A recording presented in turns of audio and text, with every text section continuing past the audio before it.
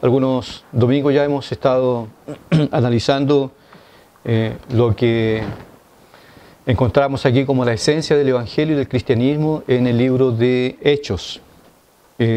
Recordando solamente que aquí en este libro glorioso encontramos el nacimiento de la iglesia y encontramos lógicamente respuestas clarísimas sobre lo que es una iglesia. ¿Qué es lo que una iglesia? ¿Para qué existe una iglesia? ¿Qué es lo que una iglesia debe hacer? ¿En qué caminos una iglesia debe andar? Y también encontramos principios y verdades profundas sobre el cristianismo, lo que también es el cristianismo, lo que el cristianismo hace y causa en la vida de un ser humano. Probablemente si nosotros no tuviésemos la palabra, no tuviésemos el libro de Hechos con nosotros, es bien probable que cada uno de nosotros haríamos un culto y prestaríamos un culto a Dios de las formas más variadas posibles, de acuerdo con lo que nosotros pensamos, lo que nosotros creemos que debería hacerse.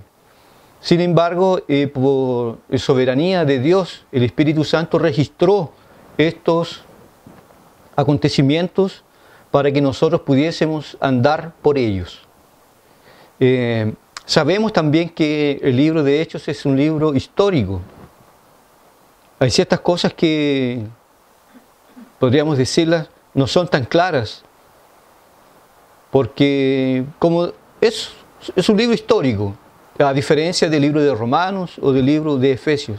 Pero aquí encontramos nosotros básicamente estas dos respuestas para estos tiempos tan oscuros y tan difíciles para el evangelicalismo cristiano.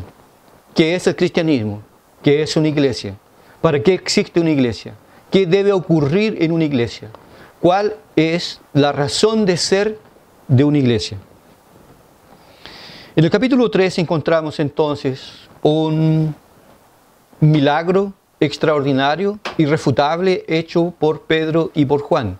Un hombre cojo acaba de ser sanado, curado completamente. Este milagro fue hecho en el nombre de Jesús.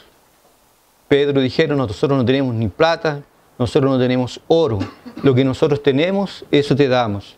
En el nombre de Jesús, levántate y anda. Y dice la palabra que inmediatamente al tomarle por la mano, el hombre se levantó, caminó, corrió, gritó, saltó. Una prueba incontestable, y todos los que estaban allí vieron esto, porque este hombre tenía cierta edad. Es como que si Dios hubiese esperado de que ese hombre fuese muy conocido, bien conocido, y de repente el Señor entonces decide manifestar su gloria y su gracia sobre este hombre, y esta señal fue incontestable. Lo que también causó un problema serio para los escribas y los fariseos, el grupo predominante que hizo una oposición terrible al ministerio y a la persona de nuestro Señor Jesús. Y ellos entendían que con la muerte de Jesús, realmente todo el movimiento en Jerusalén se iba a terminar. Matando al cabecilla, se acaba el problema, porque, como lo va a decir más adelante Gamaliel, hubieron algunas revueltas, se levantó uno, llevó 400, murió, se acabó el movimiento. Después se levantó otro, llevó otros tantos, murió, se acabó. Sin embargo, ellos pensaban que eso iría a acontecer con esta supuesta secta. Matando a Jesús, entonces ellos raerían la fe de la tierra. Y no fue lo que aconteció. Murió Jesús y resucitó. Y las pruebas fueron evidentes, incontestables. Jesús apareció finalmente a más de 500 personas. Y apareció de forma personal, visible, tangible a sus discípulos. Primero para disiparle todas las dudas, los temores que ellos tenían en sus almas. Porque los discípulos, hasta el día de la resurrección, ni siquiera entendían lo que era la resurrección. No imaginaban jamás que el Maestro de hecho iba a morir y que iba a resucitar. no entendían. Cuando Jesús les hablaba, ellos no comprendían. Jesús al resucitar, entonces se les aparece. A uno de ellos le toma su mano y la hace pasar por su mano, por su costado. Lo reprende. No seas incrédulo, sino creyente. Todos sabían que Jesús había resucitado. Les dio poder y autoridad, los juntó, derramó su espíritu sobre ellos conforme estaba establecido en la promesa, y el poder del Espíritu Santo vino sobre la iglesia. Y ahí entonces el cristianismo se expande de una forma gloriosa, gloriosa. Y casi lo mismo que hacía Jesús, lo hacen los seguidores. Hombres sin estudio, sin discurso, no tenían estudios académicos, nada. Sin embargo, había en ellos un poder extraordinario. Y los milagros que los discípulos empezaron a realizar probaba de forma contundente que lo que se decía de Jesús era verdad, absolutamente verdad. En el día de hoy, por algunos minutos apenas, vamos a detenernos y vamos a hablar sobre específicamente la persona de Jesús. ¿Quién es este divisor de aguas? ¿Quién es este que dividió a la humanidad, que dividió la historia y que ha cambiado la vida de muchas personas?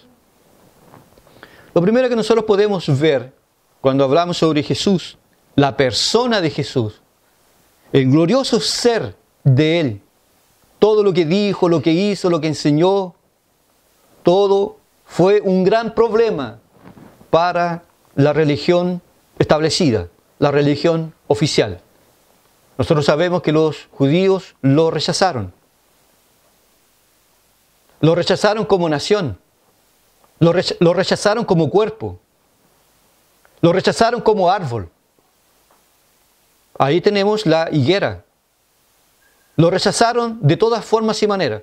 Los principales, los que enseñaban la religión, los que exponían el texto sagrado, lo miraron. Este hombre tiene demonio. Este hombre está endemoniado.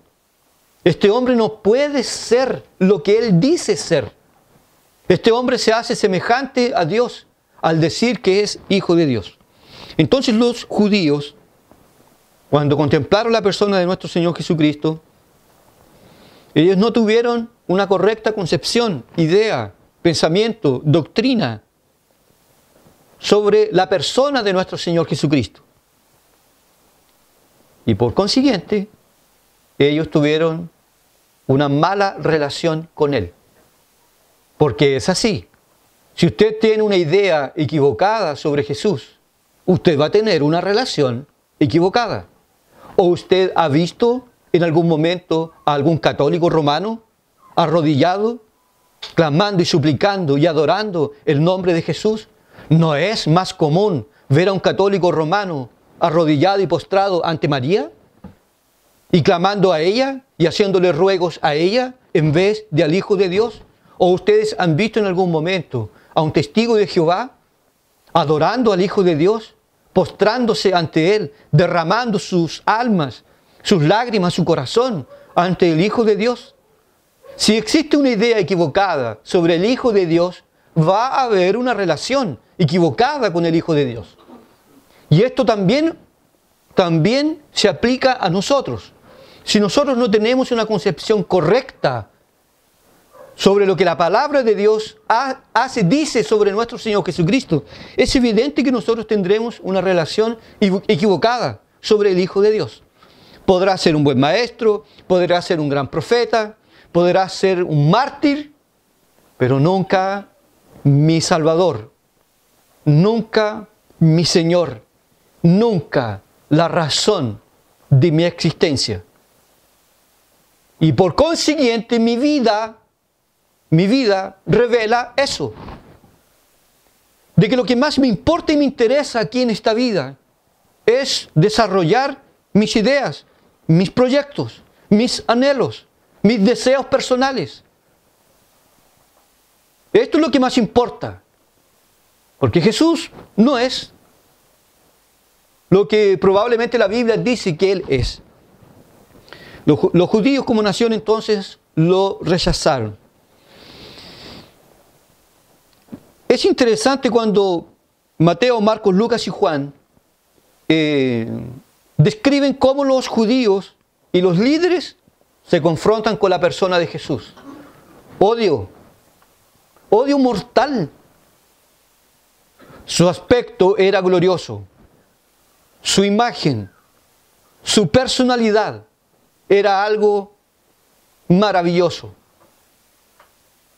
Era como ese mismo grupo de gente, esos líderes que fueron mandados a aprender Jesús. Y cuando volvieron dijeron, nunca hombre ha hablado así como este. Jamás, sin estudios, sin dinero, sin un apellido de renombre, sin condiciones sociales dignas, ni siquiera tuvo una cuna, ni siquiera hubo un pañal que lo pudiese recibir y acoger. Desde su infancia nace rechazado, nace en el suburbio, nace en la pobreza. Sin embargo, era lleno del Espíritu Santo. Era glorioso, era la luz. La palabra lo dice. Vino la luz en las tinieblas. La luz brilla en las tinieblas. Los judíos lo miraron y dijeron, este hombre está endemoniado. Este hombre no es de Dios. Este hombre es un impostor. Este hombre es un charlatán. Este hombre es un mentiroso. Y eso prueba, queridos hermanos, la gran doctrina de la depravación total del ser humano. Porque vinieron muchos ladrones y salteadores. Vinieron muchos falsos. Y han venido y han surgido y surgirán. Y tenemos hoy muchos falsos profetas, como Cash Luna, Benny Hinn, Joel Austin y todo el batallón de Enlace, del canal Enlace. Muy difícil que se salve alguien de ahí. Y la gente los oye, los escucha. ¡Caramba! Son extraordinarios. Son poder. A ellos los reciben. A ellos los acogen de brazos abiertos. Se les presenta la verdad. Rechazo, rabia, ira, enojo. Muchos fueron a él y volvieron de manos vacías. Porque ellos tenían una concepción equivocada sobre el Hijo de Dios. Y todo eso porque ellos no examinaron las Escrituras. No se dieron el trabajo de verificar, de estudiar, de analizar lo que la profecía hablaba sobre el Hijo de Dios.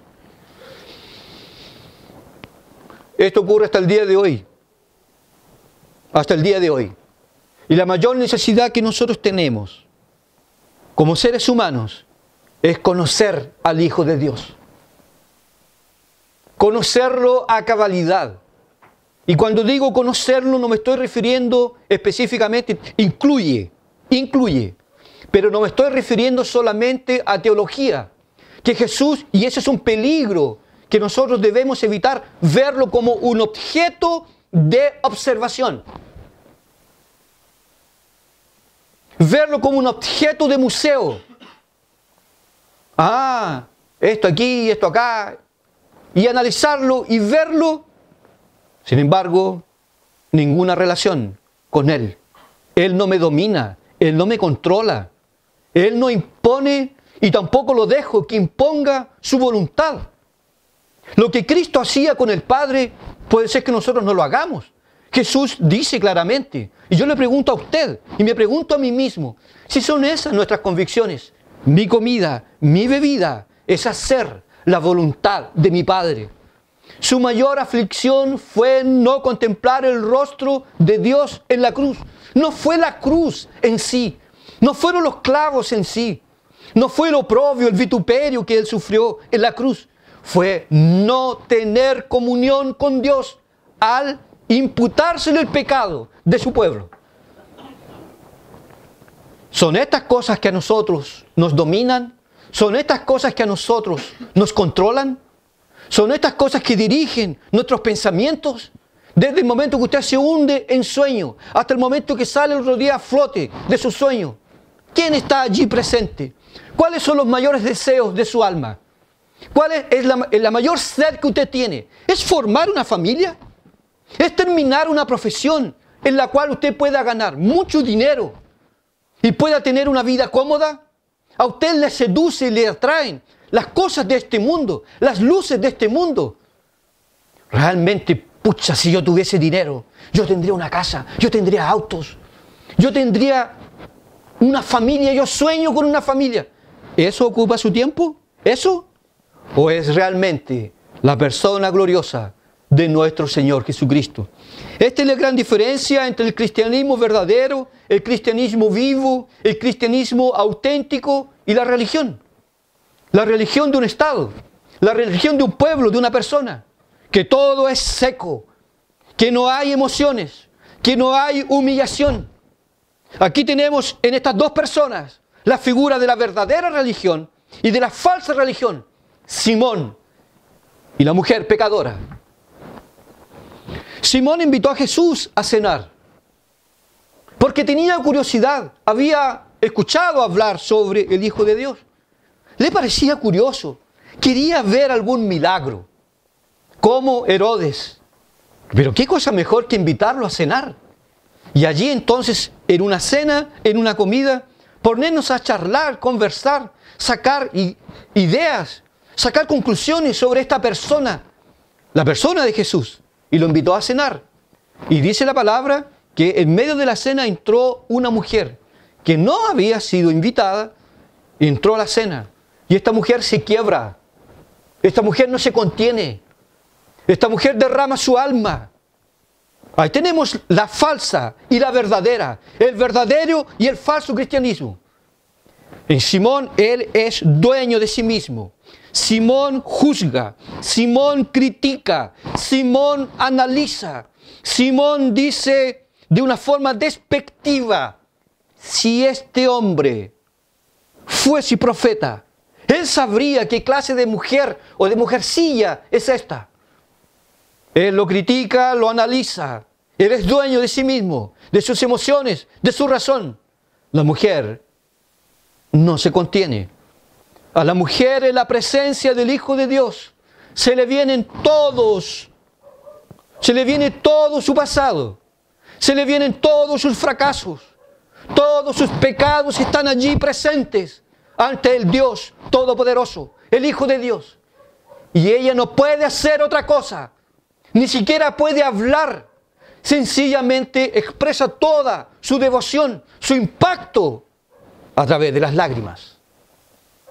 Las lágrimas, un elemento también esencial que caracteriza el verdadero cristianismo. Lágrimas, quebrantamiento, convicción de pecado. La mujer se conmueve. Si alguien le dijese, oye, contrólate, no llores, hazlo después, hazlo en todo. No puedo. Estoy ante el Dios Todopoderoso.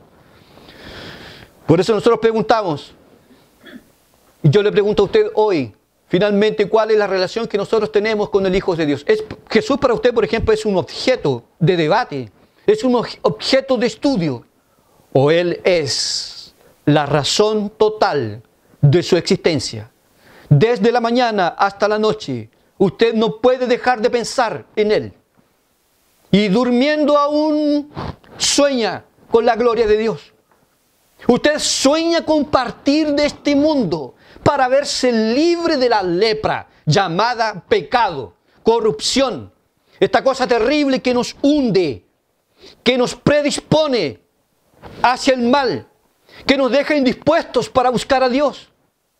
Por eso es que oramos poco, tenemos poca devoción por la palabra y nos llama la atención las cosas de este mundo. Es impresionante las cosas de este mundo, cómo pesan. Algunos por cosas, como dice el pastor Iván Reyes, en una de sus publicaciones dice, me llama la atención, cómo por trivialidades banales, algunos dejan la casa de Dios para hacer otras cosas. Ah, es que tengo que hacer, es que tengo que esto, es que tengo que esto otro. Siempre, siempre es así. ¿Quién finalmente es Cristo para nosotros? ¿Qué lugar ocupa Él? Pastor, va a jugar Chile, cambia el culto. ¿Usted está pensando que nosotros estamos jugando a ser cristianos? ¿Que nosotros tenemos estos horarios porque no tenemos otra cosa que hacer en el día? De que esto a nosotros no nos conmueve y llena nuestra vida, nuestro ser, nuestra alma, que es la razón de nuestra existencia. Estar en la presencia de Dios. Y como dice el salmista, es mucho mejor estar un día en su presencia que mil fuera de ellos. Lo siento mucho, tengo visita amiga, lo siento hermano, pero no es porque sea pastor. No es porque sea pastor. Yo no puedo estar acá, recibirlos a ustedes y dejar de ir al culto. No puedo. Así como no puedo enredarme en otras cosas y dejar el lugar donde tengo que estar con Él. Los judíos tenían una idea equivocada sobre la persona de Jesús. Y esa idea equivocada se conjugaba con los hechos que ellos hacían. Incluso puede ser que usted tenga ciertos conceptos sobre la persona de Jesús, pero su relación con Él es fría, distante. Usted tiene más pasión por su marido, por su esposa, por sus hijos, por sus nietos, por las cosas de esta vida. ¿Y cómo vamos a ir todo al culto? ¿Y quién va a cuidar la casa? ¿Y cómo esto? ¿Y el perro? ¿Y el gato? ¿Y las ollas? ¿Y el almuerzo? Yo no puedo ir. ¿Quién? ¿A qué hora va a salir el almuerzo? Todo es un enredo. Y nosotros realmente necesitamos examinar esto. Finalmente, ¿quién es Jesús para nosotros? Para los discípulos era el pan, era el maná, era la razón de su existencia. Mucha gente se perderá eternamente. Y gente que eran miembros de iglesia, pertenecían a iglesias reformadas, medias reformadas, deformadas, de todo, se perderán y se perderán para siempre, porque nunca llevaron a serio la persona de Cristo. John MacArthur lo dice de una forma realmente interesante, que es imposible tener a Jesús como Salvador y no tenerlo como Señor, lo que se le llama la salvación por el señorío de Cristo. Pero el señorío de Cristo es una prueba de que Él realmente y efectivamente es nuestro Salvador. Que nosotros no podemos solamente, que la cosa que más nos interese es que nuestra ficha sucia sea limpiada. Que nuestros pecados sean perdonados. Y me basta. Me basta con que Dios perdone mis pecados y se acabó. Eso me interesa. No. No. A nosotros nos interesa, sí, que nuestros pecados sean borrados. Que todos ellos sean lavados en la sangre del Cordero. A nosotros nos importa, nos interesa.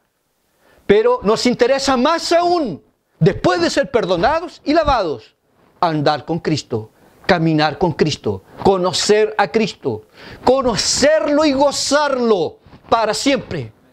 Que todos mis problemas, angustias, necesidades, las lanzo sobre Él, todas, porque Él tiene cuidado de nosotros. Por eso dice el Salmo y la palabra, lanzad o echad sobre Él vuestra carga, porque Él tiene cuidado de vosotros. No sería nada, cosa terrible en esta vida de que irse a dormir con una mochila en las espaldas. O arrodillarse y después de levantarse de la oración, agarra la mochila y se la pone de nuevo. Y anda con una mochila llena de piedras todo el día. Conocer a Cristo es descansar, tener comunión profunda, íntima con Él, hablar con Él, someter mi rebelde voluntad a su voluntad y copiar lo que Él hizo. No sea hecha mi voluntad. Bien me gustaría que pasara este cáliz, esta copa, pasa de mí.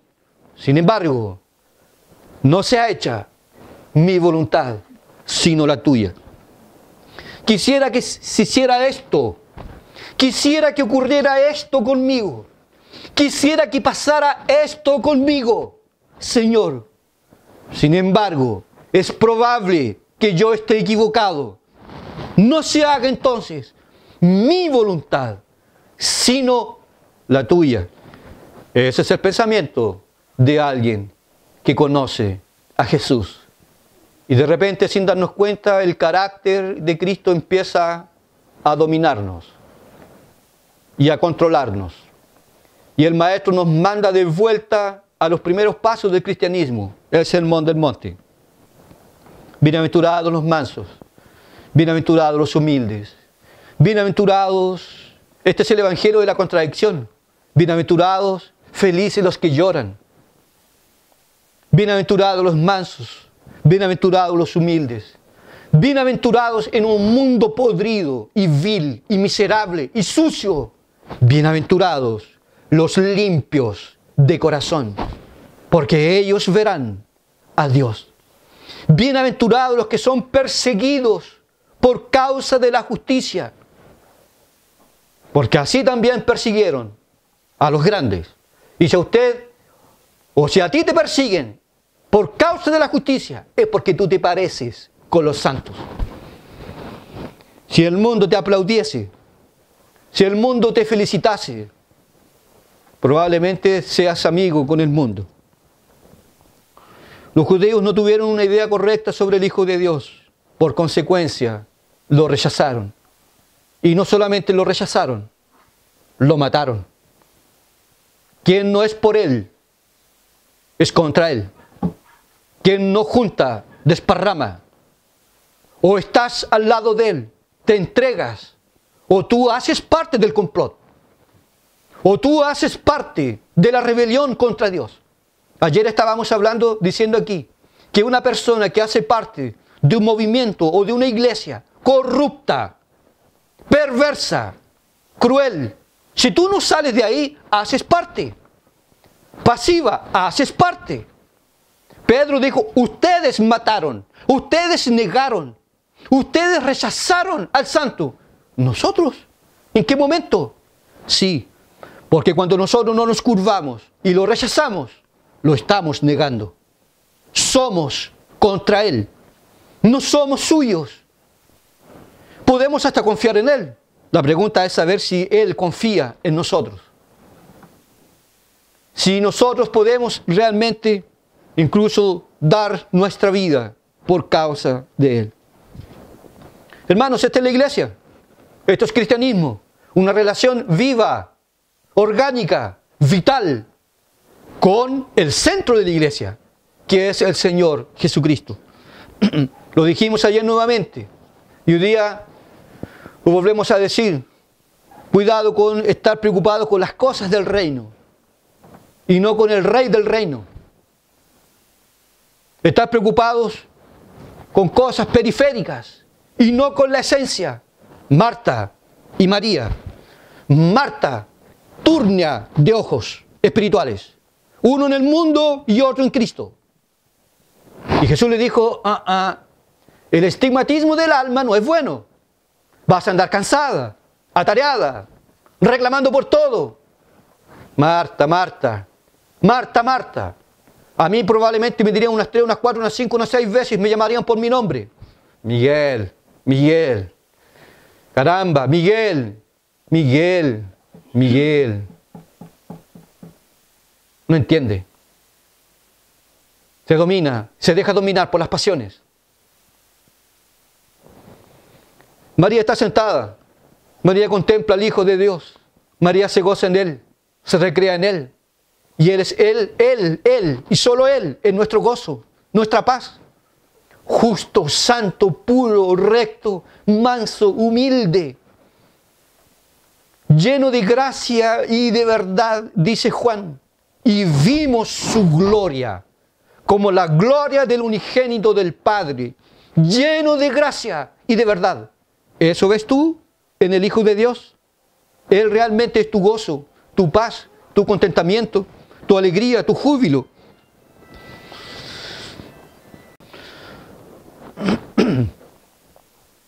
Pedro habla y Juan hablan.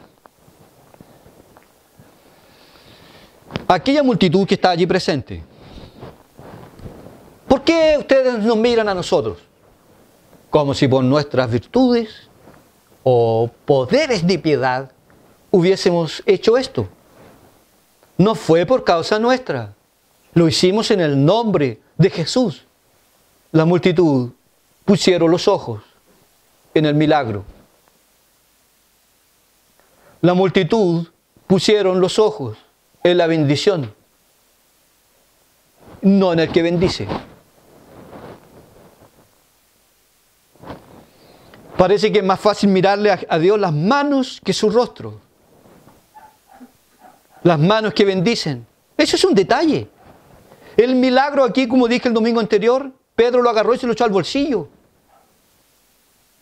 No vean el milagro. Vean hacia dónde el milagro apunta. ¿Por qué el milagro ocurrió? Porque Jesús no está muerto. Jesús está vivo. Y Jesús es poderoso. Y fue en su nombre que hicimos esto. No por virtud nuestra. El milagro apunta hacia la persona de nuestro Señor Jesucristo. Sin embargo, ¿cómo es fácil que nosotros coloquemos los ojos en la bendición y quedemos presos en eso y no contemplemos nada más que la bendición?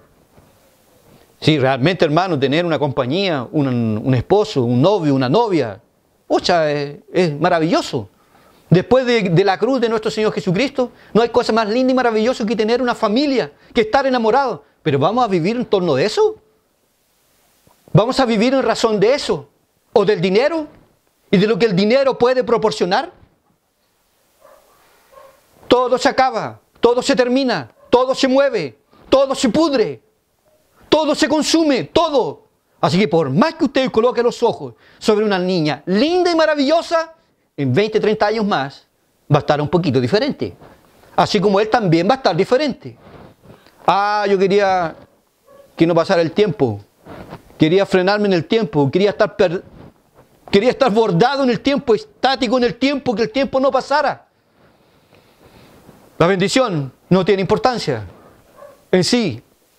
Importante es aquel que bendice.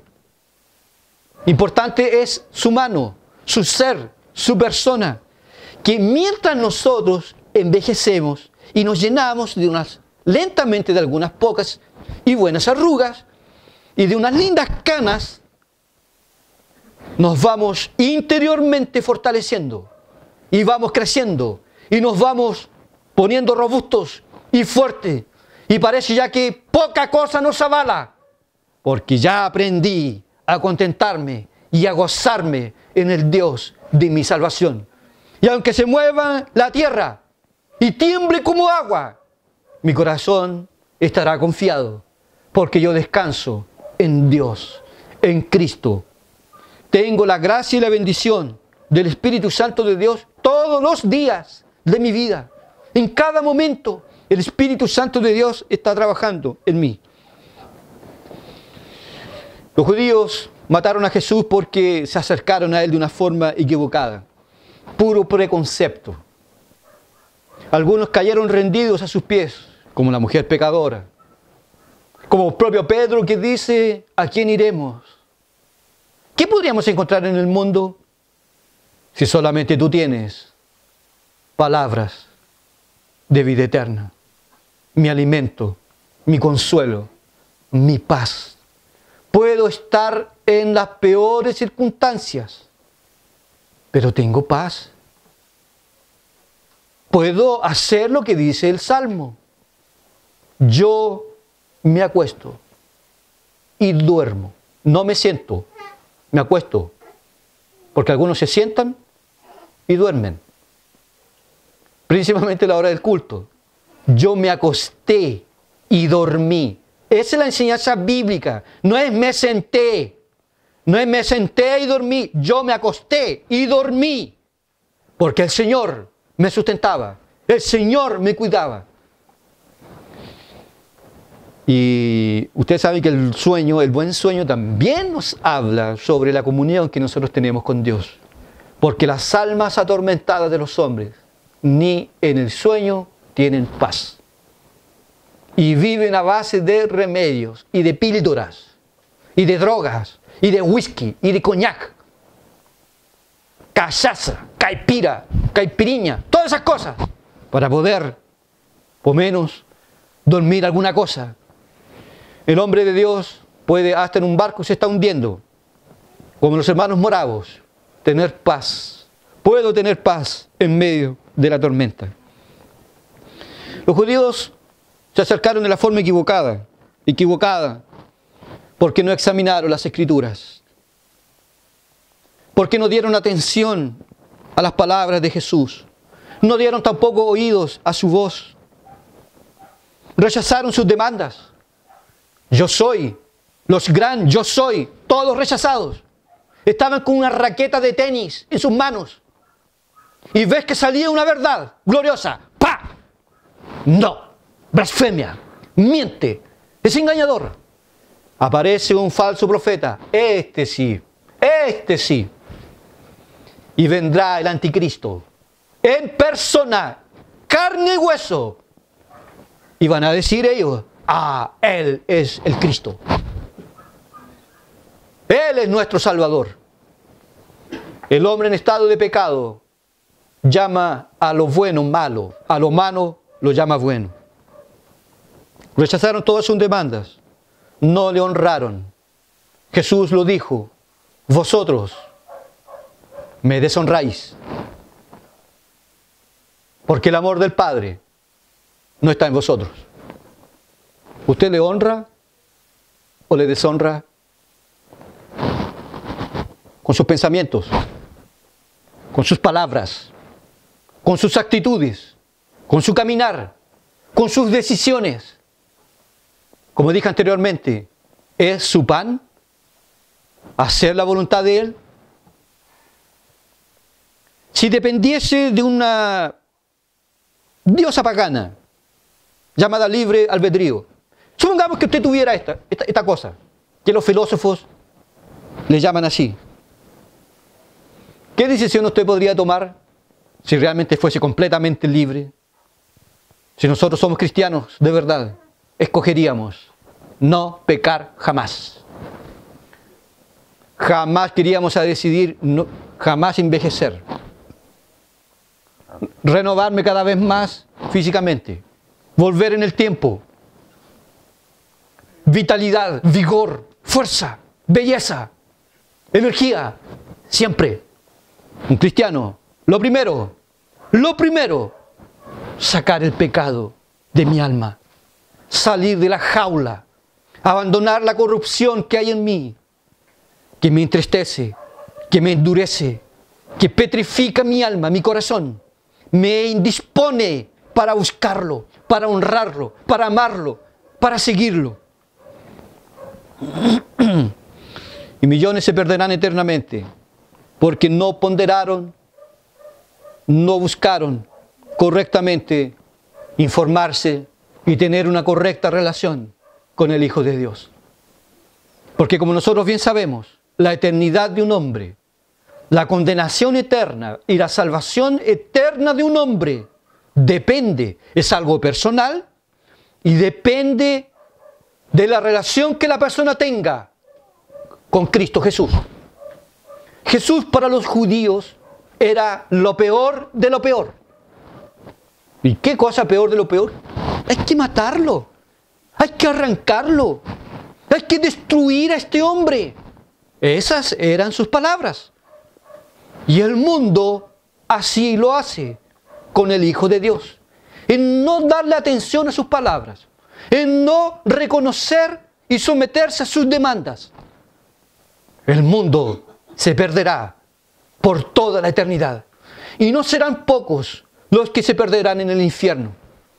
Porque cuando se les presentó la verdad, la gloriosa verdad del Hijo de Dios, lo rechazaron. Rechazar es no someterse a su señorío, a su voluntad, de cuerpo y alma. Algunos dicen, sí, bonito, dame un poder para hacer algunas cosas también y yo ayudar, aunque sea con un granito de arena.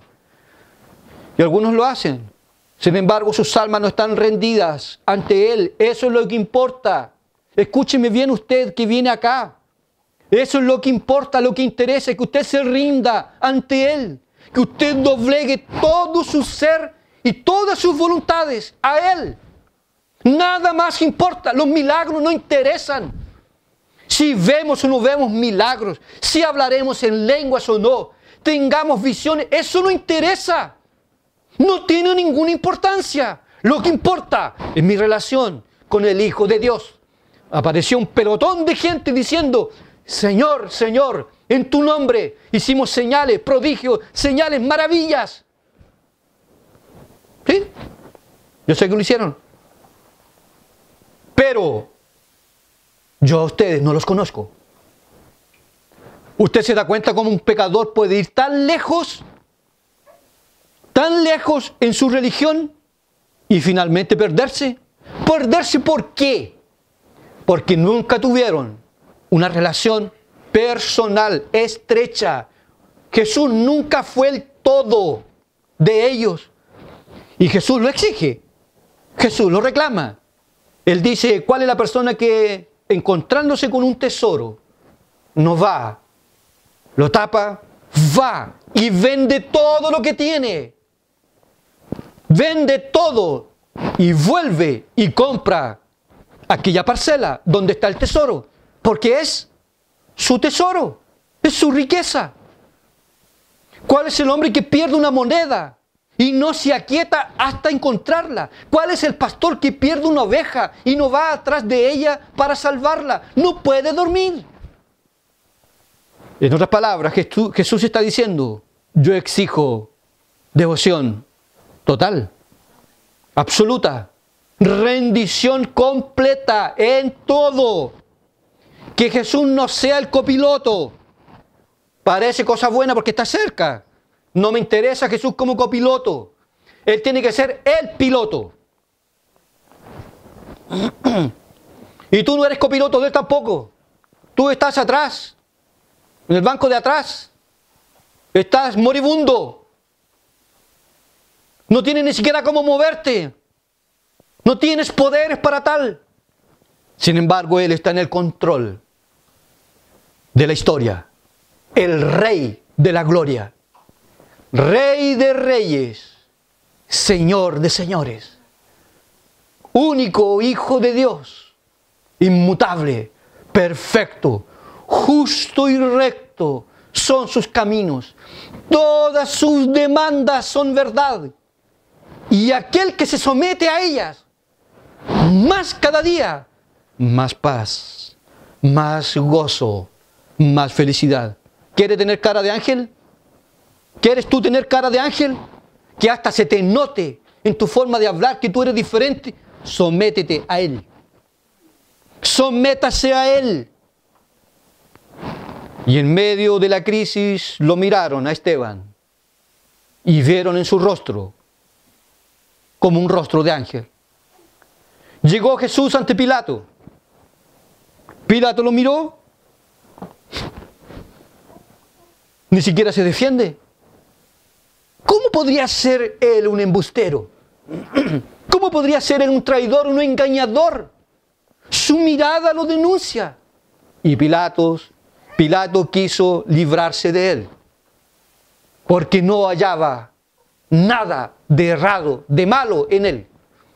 Y la mujer piadosa, de las que no faltan, y gracias a Dios por ella, le mandó un recadito a Pilato: no te metas con este hombre que es justo, porque esta noche he padecido mucho en sueños por causa de él.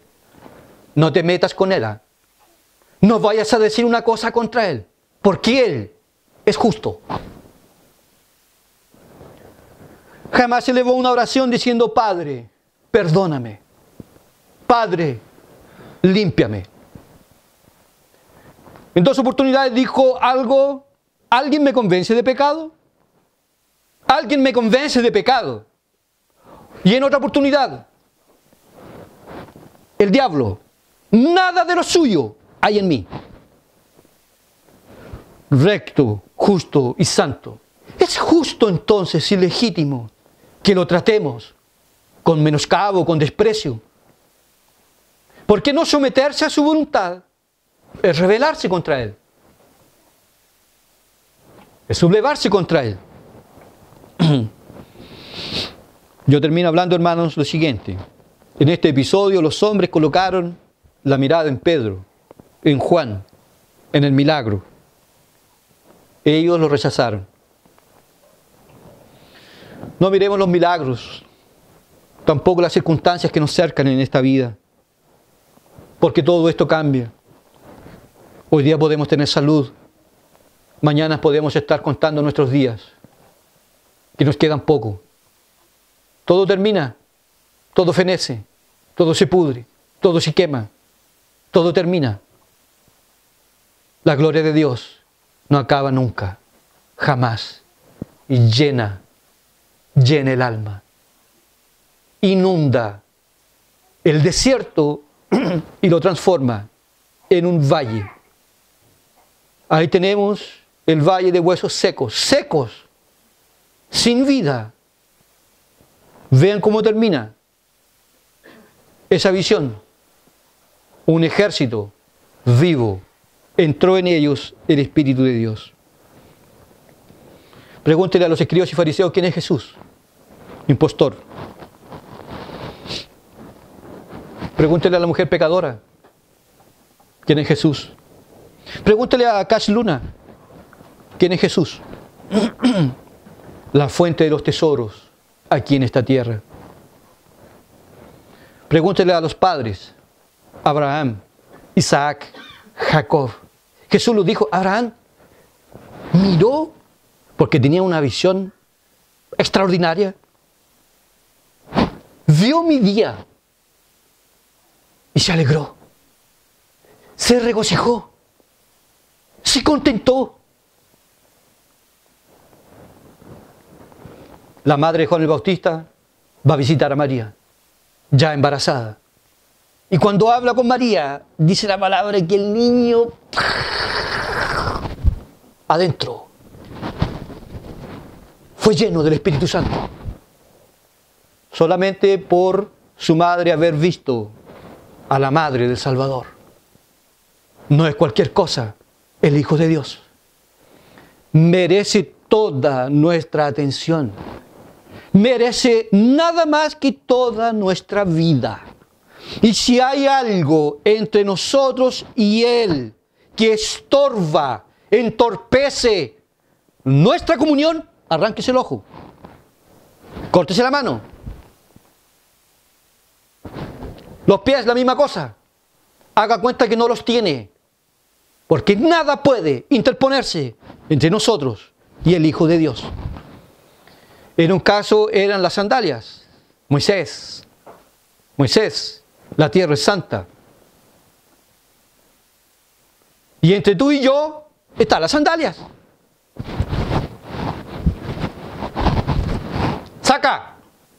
Saca las sandalias, sácate las sandalias. Yo quiero tener comunión perfecta, íntima contigo. Y Moisés obedeció. ¿Quién es Jesús para los padres, los profetas? La salvación de Jehová. El todo, nuestro gozo y nuestra paz.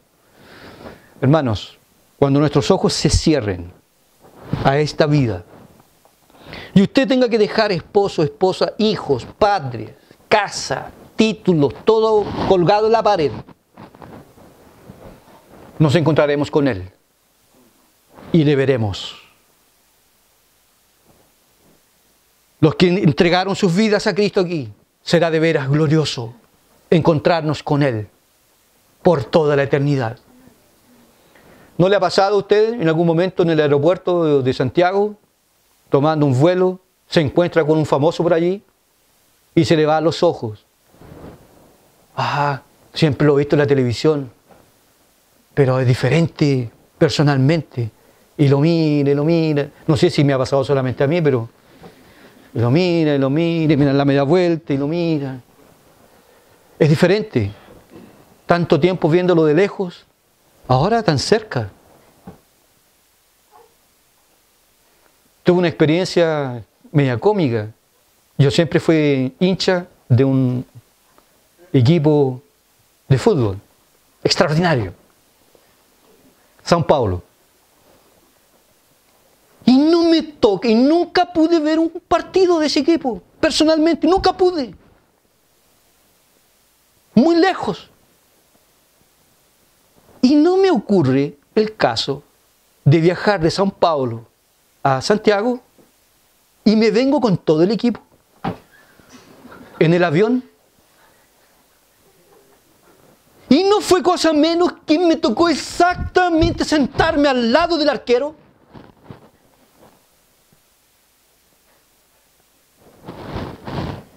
No puede ser verdad. Lo más trágico de todo es que yo entré en el avión equivocado.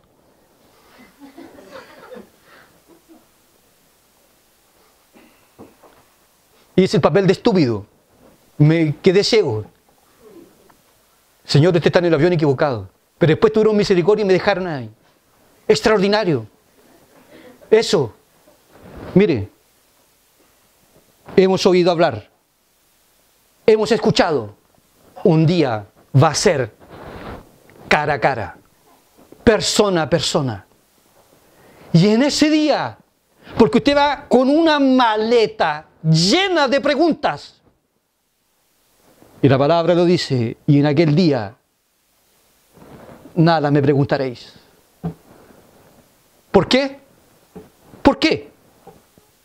Su gloria, su persona, su ser lo llenará todo. Todo. Y usted mirará hacia atrás. Y vio ese día terrible de su vida, el día más amargo de su vida, será como nada. Ah, tú estabas allí conmigo. Eso nos ocurrirá a nosotros. Estaremos con Él por toda la eternidad. Personalmente, comunión con Él. Que el Señor nos bendiga, nos ayude y nos guarde.